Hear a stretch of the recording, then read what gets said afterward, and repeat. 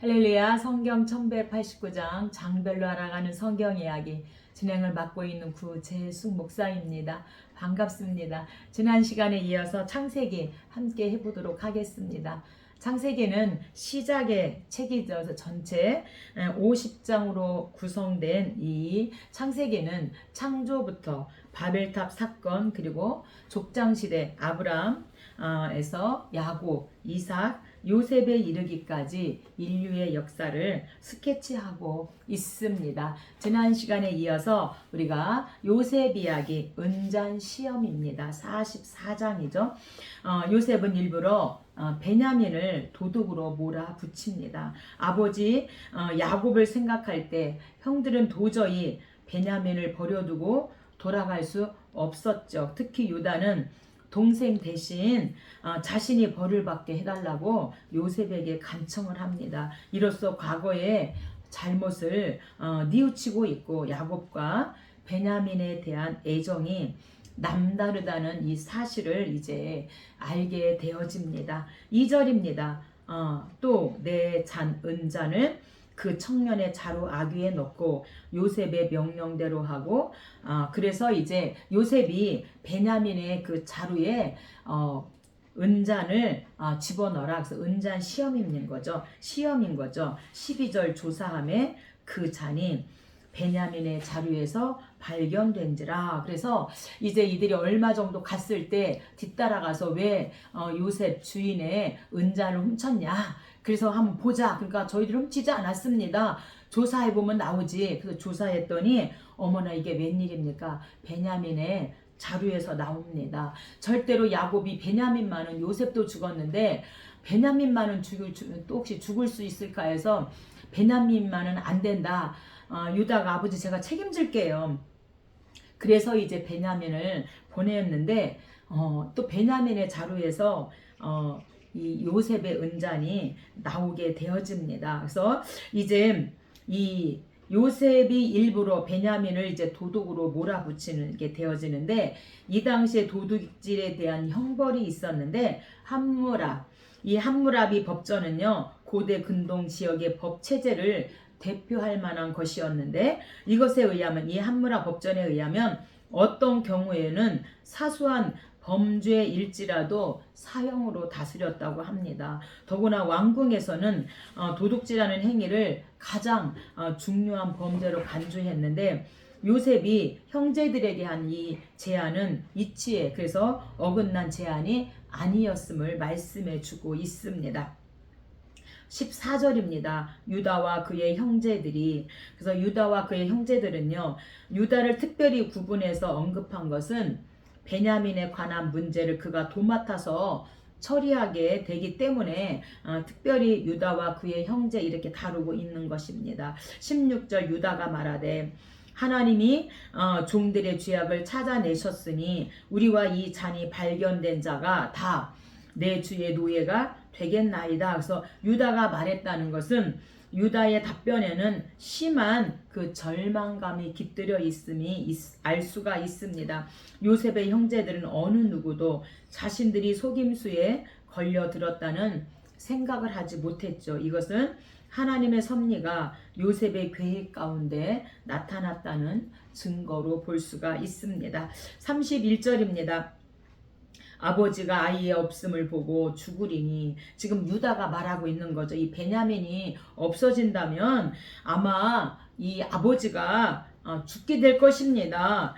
그러니 32절 주의 종이 유다가 내 아버지에게 아이를 담보하기를 이제 주의 종으로 그 아이를 대신하여 머물러 있어 내 주의 종이 되게 하시고 그 아이는 그의 형제들과 함께 올려 보내소서. 두렵건대 재해가 내 아버지에게 미침을 보리이다. 그래서 주의 종 유다, 그래서 위기를 통해 테스트 하시는 그 하나님, 그래서 야고보서 1장이 하나님께서 이제 테스트를 하시는데, 하나님이 하시는 그 시련, 반드시 이 테스트도 이겨야 하지만 템테이션, 마귀가 주는 이 유혹도 반드시 이겨야 함을 말씀하고 있습니다.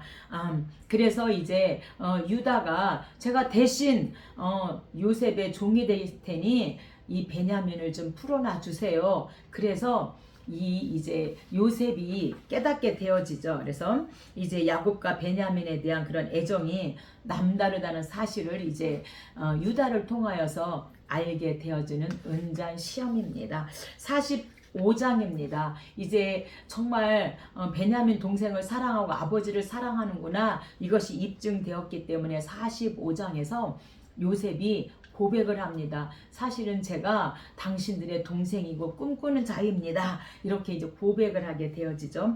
요셉이 형들 앞에서 자신의 정체를 밝힘으로써 극적 상봉이 이루어집니다. 형들의 손에 팔려 애굽으로 왔지만 그 사건 배후에는 야곱 일가를 애굽으로 인도하려는 하나님의 섭리가 작용하고 있었다고 하는 요셉의 이 설명은 그 신앙의 깊이를 엿보게 해줍니다. 요셉의 소식을 들은 야곱 아버지죠. 아버지 야곱 역시 하나님의 그 오묘하신 섭리에 놀라게 되어집니다. 2절입니다. 요셉이 큰 소리로 우니 요셉이 그 형들에게 이르되 나는 당신들의 아우 요셉이니 당신들이 애굽에 판 자라. 당신들이 나를 이곳에 팔았다고 근심하지 마소서. 한탄하지 마소서. 하나님이 생명을 구원하시려고 나를 당신들보다 먼저 보내셨나이다. 제가 그 바로 요셉입니다. 이렇게 성숙한 요셉의 그 신앙 고백을 듣게 되어집니다. 8절입니다. 그런즉 나를 이리로 보내니는 당신들이 아니요 하나님이시라. 애굽 온 땅에 통치자로 삼으셨나이다. 이렇게 하나님이 하셨습니다. 형들이 나를 팔은 것 같지만 사실은 하나님의 섭리와 하나님의 계획 가운데 내가 이렇게 하나님의 은혜 가운데 애굽의 통치자로 이제 하나님께서 나를 삼으셨습니다. 이렇게 고백을 하게 되어집니다. 28절 이스라엘이 이르되 조카도다. 야곱이죠. 내 아들 요셉이 지금까지 살아있으니 내가 죽기 전에 가서 그를 보리라 하니라. 그래서 내가 죽기 전에 가서 요셉을 보리라. 이것은요, 요셉은 17세에 이제 형들에 의해서 애굽으로 팔려갔고, 그래서 37장 요셉 꿈이잖아요. 그래서 그 꿈 때문에 이제 팔려가게 되어졌는데, 하나님의 그 섭리와 계획 가운데 30세에 애굽의 총리가 되어집니다. 그 후에 7년의 풍년, 그 다음에 2년의 흉년이 지났을 때 모든 가족을 거느리고 이제 애굽으로 아버지와 함께 온 가족이 이제 내려오게 되어지죠. 그때 야곱의 나이가 130세입니다. 그래서 이 야곱 아버지와 요셉이 결국에는 13년, 그 다음에 7년과 2년 하면 22년 만에 결국에는 그 꿈도 이루어지고 아버지를 만나게 되어집니다. 46장입니다. 46장은 이제 가족 이민입니다. 애굽 이주는 그를 연단하여 위대한 민족으로 재탄생시키고자 하신 하나님의 뜻과 계획 안에서 실행되어졌습니다. 애굽인들은 민족적 우월감으로 외국인을 경멸하며 특히 목축업하는 자들을 혐오하죠. 야곱 일가는 애굽에서 고립되어 살아감으로써 가나안에서 그 이방 문화에 동화될 위험을 적게 하시려고 하나님께서 목축업을 한다 이렇게 말하라 하고 고센 땅을 얻게 되어져서 가나안과 그 이방 문화에 동화되지 않고 고센 땅에서 이제 그들만의 삶을 살게 되어집니다. 1절입니다. 이스라엘이 모든 소유를 이끌고 떠나 부엘세바에 이르러 하나님께 희생 제사를 드리니. 그래서 이스라엘이 야곱이죠. 야복강에서 하나님이 야곱의 이름을 이스라엘이라 하라 이름을 바꿔주셨죠. 부엘세바에서 이들이 하나님께 희생 제사를 드리게 되어집니다. 그래서 예배드리면 반드시 이제 응답이 있습니다. 항상 이들이 하나님 앞에 베델에서도 하나님 앞에 제사 드릴 때 베델 언약, 베델에서 제사 드릴 때 하나님의 그 언약의 말씀을 듣게 되어지고, 또한 지금 부엘세바에서 이들이 이스라엘을 떠나기 전에 하나님께 희생 제사를 드리죠. 2절 그 밤에 하나님이 이상 중에 이스라엘에게 나타나 야곱아 야곱아 하시는지라. 야곱이 이르되 내가 여기 있나이다. 그래서 부엘세바에서 희생 제사를 드릴 때 하나님을 만나게 되어지고, 오늘 저와 여러분도 하나님 앞에 예배 드리잖아요. 예배 드릴 때 항상 우리는 말씀을 또 찬양으로 기도로 하나님을 만나게 되어지지 않습니까? 여기서 하나님께서 야곱아 야곱아 이렇게 야곱의 이름을, 야곱의 그 옛 이름을 부르신 목적은 그의 그 과거의 형태를 상기시키기 위함이었거나, 아니면 이제 야곱이 의심하거나 이 머뭇거리는 한 새 사람이 아니라 옛 사람임을 나타내기 위해서 야곱아 야곱아 이렇게 부르셨다, 이렇게 우리가 생각하면 좋을 것 같습니다. 3절입니다. 하나님이 이르시되 애굽으로 내려가기를 두려워하지 말라. 그래서 부엘세바에서 하나님 앞에 희생 제사를 드렸을 때 애굽으로 내려가는 거 두려워하지 마. 하나님이 나타나셔서 말씀해 주십니다. 내가 너와 함께 애굽으로 내려가겠고 반드시 너를 인도하여 다시 올라올 것이며 요셉이 그의 손으로 내 눈을 감기리라 하셨더라. 그래서 반드시 너희만 가는 게 아니라 애굽으로 갈 때 내가 앞서서 너희를 인도할 것이니 걱정하지 말아라. 그리고 반드시 다시 이 부엘세바로 유다로 오게 될 것이다. 이렇게 말씀하고 약속해 주고 있습니다. 6절입니다. 그들의 가축과 가나안 땅에서 얻은 재물을 이끌었으며 야곱과 그의 자손들이 다 함께 애굽으로 갔더라. 27절 애굽에서 요셉이 낳은 아들은 2명이니 애굽에 이른 자가 모두 70명이었더라. 바로가 당신들을 불러 너희의 직업이 무엇이냐 묻거든 애굽 사람은 다 목축을 가증히 여기니 당신들이 고센 땅에 살게 되리이다. 그래서 함께 살지 않도록 하나님이 가나안의 그 문화 그에 젖어들까봐 하나님께서 이제 목축업을 통해서 고센 땅에 이들을 따로 이들이 있을 곳을 마련하고 가나안 그 우상 문화에 접하지 않도록 하나님이 하신 그 배려를 볼 수가 있습니다. 47장입니다. 이제 하나님께서 요셉을 세워서 총리로서 이제 요셉을 통치할 수 있도록 그렇게 세우시는 47장입니다. 야곱 일가는 애굽의 고센 땅에 정착하게 되어집니다. 야곱은 17년간 애굽에 거한 후 죽음을 앞두고 요셉을 불러 자신의 시신을 필히 가나안 땅으로 옮겨 장사 지내줄 것을 맹세시킵니다. 이는 야곱을 가나안으로 돌아오게 하시겠다는 그 부엘세바에서 그 희생제사 때죠. 말씀하신 하나님의 약속을 굳게 믿는 신앙의 표현입니다. 요셉의 지혜와 수완으로 애굽 땅의 소유가 또한 증가하게 되어집니다. 6절입니다. 애굽 땅이 내 앞에 있으니 그들이 고센 땅에 거주하고 야곱이 바로에게 나그네 길의 세월이 130년이니이다. 험악한 세월을 보내었나이다 하고, 그래서 이 야곱이 이제 바로 왕을 만나서 애굽의 바로 왕을 만나서 제가 이 험악한 세월을 살았습니다. 그것을 나그네 길이라고 표현하고 있습니다. 그래서 이 나그네 길은 족장들은 가나안에 정착하고 막벨라 근처의 땅과 세겜성 밖의 땅 일부를 이제 매입합니다. 그러나 진정한 의미에서는 토착민이라 불릴 수 없었기 때문에 이 야곱은 나그네 길입니다. 그래서 나그네 길의 세월이 130년입니다. 험악한 세월을 보냈습니다. 이렇게 고백을 하고 있습니다. 11절입니다.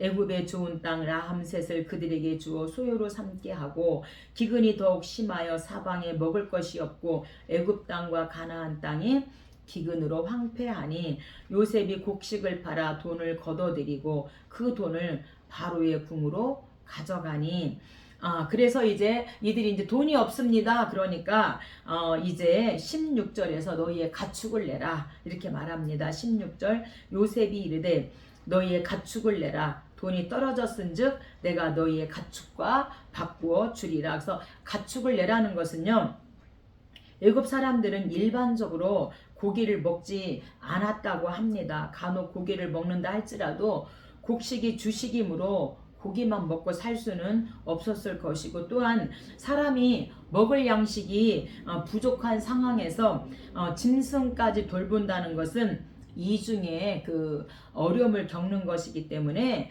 요셉이 너희를 가축 가져와 그럼 내가 양식 줄게, 이러한 제안은 결코 무리한 제안이 아니었음을 말씀해 주고 있습니다. 17절입니다. 그들의 가축을 요셉에게 끌어오는지라 요셉이 그 말과 양떼와 소떼와 나귀를 받고 먹을 것을 그들에게 주니라. 이제 가축도 다 바쳤어요. 이제 돈도 없고 가축도 없습니다. 그랬더니 20절에 이제 그럼 너희들의 그 땅을 가져와라. 땅을 가져오라 합니다. 20절 요셉이 애굽의 모든 토지를 다 사서 바로에게 바치니 땅이 바로의 소유가 되니라. 요셉이 애굽 토지법을 세우매, 그래서 이 애굽 토지법은요, 이제 첫 번째, 모든 토지의 소유권은 바로가 가진다. 두 번째는 제사장 계급은 예외적으로 일부 토지를 소유할 수 있다. 세 번째는요, 백성들이 토지를 경작할 경우에는 수확량의 5분의 1을 20%죠 바쳐야 한다. 이렇게 애굽의 토지법을 세워줍니다. 그래서 이렇게 요셉이 통치를 하고요. 48장은 두 손자 축복입니다. 죽음을 앞둔 야곱은 12아들과 그 후손들을 축복하기에 앞서 특별히 요셉의 두 아들인 므낫세와 에브라임을 자신의 양자로 삼고 축복을 합니다. 이로써 요셉은 영적 장자의 신분으로 형제들보다 2배의 몫을 받게 되어지고, 그의 두 아들 므낫세와 에브라임은 향후 이스라엘의 12지파 중에서 한 지파씩 이제 형성하게 되어지는 게 바로 여호수아 17장과 16장입니다. 그래서 여호수아 14장은 갈렙 땅이고 15장 장자 유다 땅이고 16장이 에브라임 땅이고 17장이 므낫세 땅으로 그리고 18장 베냐민 땅 그리고 19장 그 외 지파 땅으로 이제 에브라임과 므낫세에서 그 두 몫을 받게 되어지죠. 5절입니다. 애굽에서 내가 낳은 두 아들 에브라임과 므낫세는 내 것이라. 그래서 양자를 삼았죠. 그래서 에브라임과 므낫세는 내 것이라고 이렇게 해놓은 것은 야곱이 므낫세와 에브라임을 양자로 삼겠다는 뜻입니다.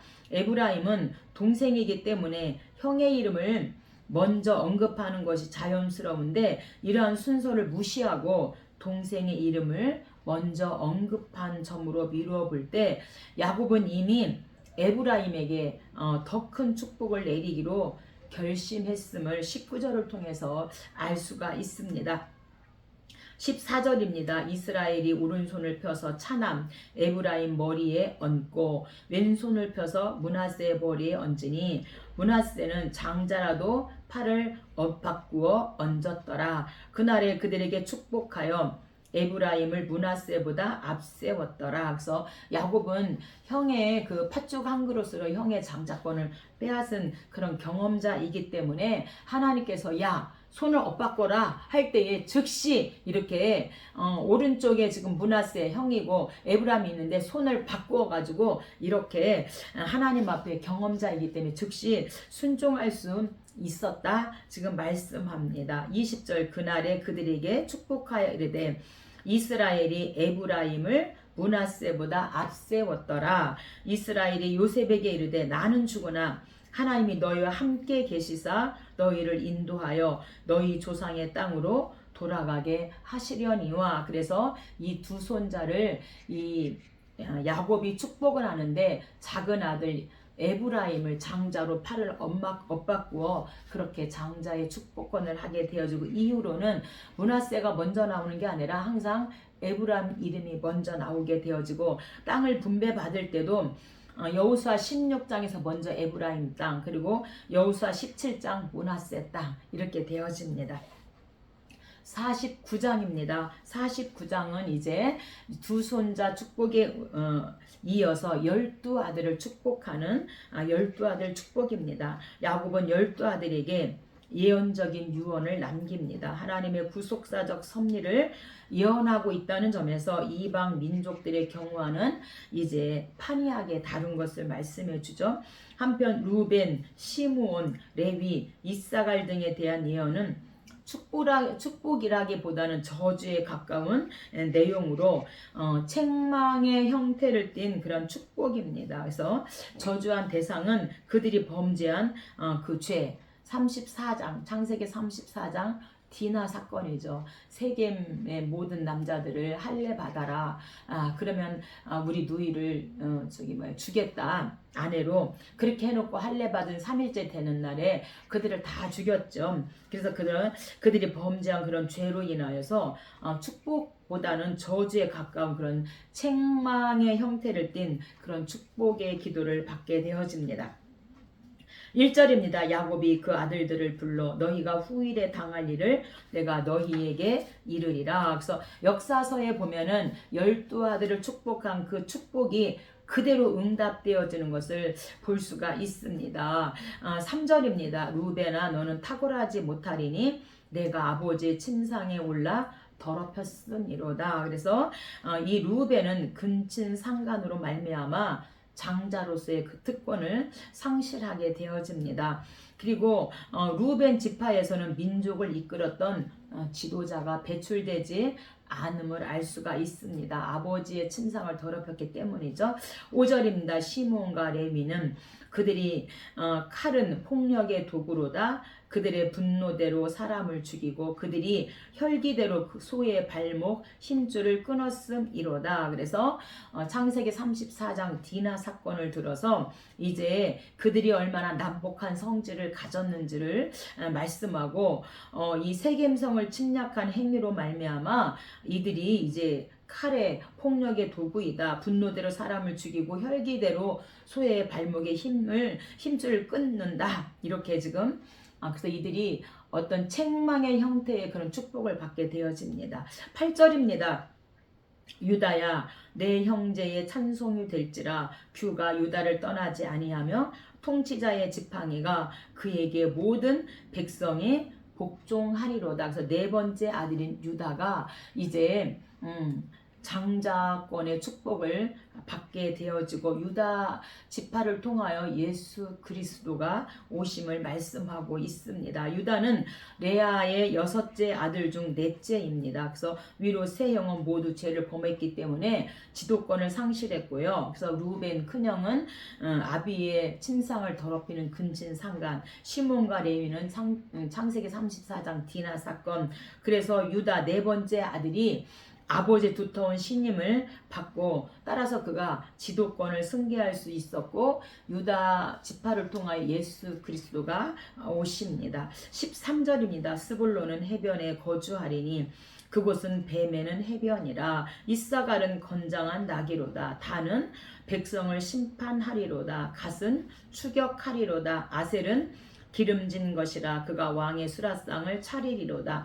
납달리는 암사슴이라. 아름다운 소리를 발하리로다. 요셉은 무성한 가지 곧 샘 곁에 무성한 가지라. 그 가지가 담을 넘었도다. 위로 하늘의 복과 아래로 깊은 샘의 복과 젖먹이는 복과 태의 복이로다. 엄청난 복을 받죠. 요셉이 27절 베냐민은 물어뜯는 일이라. 그래서 12아들을 이렇게 축복합니다. 그래서 12아들, 그래서 야곱은 아내가 4명이죠. 그래서 레아, 라헬, 그 다음에 이들의 첩 실바와 비라. 그래서 이렇게 4명의 아내를 통해서 12명의 아들을 얻게 되어지고 이 12명이 12지파로서 이제 이스라엘을 이어나가게 되어집니다. 그래서 여기에서 우리가 중요하게 보아야 할 것은 누구를 통해서 예수 그리스도의 족보가 연결되는가 하는 말씀입니다. 그래서 레아의 아들 유다를 통해서 예수 그리스도가 예언되므로 유다의 줄기를 우리가 자세히 살펴보면 좋을 것 같습니다. 창세기 마지막 50장입니다. 그래서 이제 야곱도 죽고 요셉도 죽는 부자 별세입니다. 야곱의 장례식은 바로 왕의 지원하에 성대하게 거행되었으며 야곱의 유언대로 가나안 땅 막벨라 굴에 그 시신이 안장되어집니다. 야곱의 죽음을 끝으로 족장 시대는 막을 내리고 요셉이 자신의 유고를 가나안으로 메고 나갈 것을 유언합니다. 그래서 요셉이 야곱의 신앙을 그대로 이어받았음을 보여주고 있습니다. 2절입니다. 아버지의 몸을 향으로 처리하게 하매 40일이 걸렸으니 향으로 처리하는 데는 이 날수가 걸림이며 애굽 사람들은 70일 동안 그를 위하여 애곡하였더라. 그래서 이제 이렇게 아들을 잘 두었더니 요셉의 가는 길이 이렇게 70일 동안 이 야곱을 위해서 곡하고 40일 동안 향재료를 넣어서 정말 그렇게 그의 죽음을 축복하는 것을 볼 수가 있습니다. 22절입니다. 요셉이 110세를 살며 요셉이 이스라엘 자손에게 맹세시켜 이르기를 내 해골을 메고 올라가겠다 하라 하였더라. 요셉이 110세의 죽음에 그들이 그의 몸에 향재료를 넣고 애굽에서 입관하였더라. 그래서 반드시 너희들이 출애굽할 때 반드시 내 해골을 메고 올라가겠다고 맹세를 시키게 되어집니다. 그래서 출애굽기 13장 이들이 이제 애굽에서 출발할 때에 출애굽할 때에 모세가 이 요셉의 해골을 갖고 나가게 되어지면서 비전인 거죠. 신앙의 그 비전을 말씀해 주고 있습니다. 그래서 아버지 야곱처럼 요셉도 가나안 땅에 묻히기를 갈망합니다. 수세기 이후 이스라엘 민족이 애굽을 떠날 때 출애굽할 때에서 모세는 요셉의 유해를 운반하여 세겜에 묻습니다. 야곱의 신앙을 그대로 이어받았음을